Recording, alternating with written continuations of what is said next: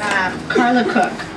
Karla Cook has been a resident of Iowa City for 49 years. She is a retired math teacher who has taught in the district for 23 years. 2 years ago, she was elected to fill a two-year term on our school board. She is currently board vice president, has served on the finance, communications, and governance committees during her tenure. She has 2 adult children who attended the Iowa City Public Schools.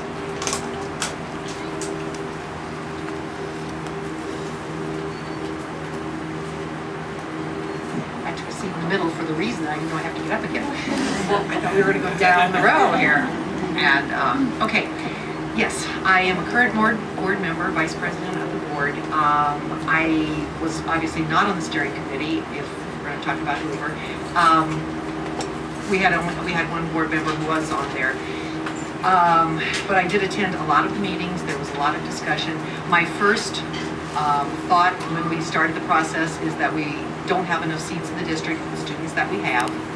We probably have an entire elementary school in temporaries throughout the district, and we needed to build or add on to the schools. Adding on to the schools did not seem to be a real reasonable thing for me because there were a lot of the schools that were on very small pieces of ground, so that wouldn't have been a workable solution.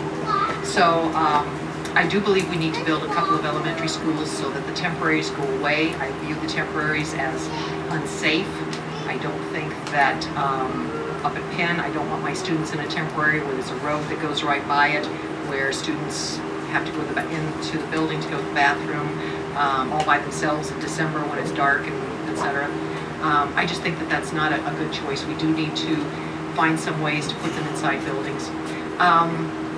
Yes, I was one of the people who voted to close Hoover, and basically that was because I think Hoover sits in that location where almost all of the students there can walk to an existing school, be welcomed.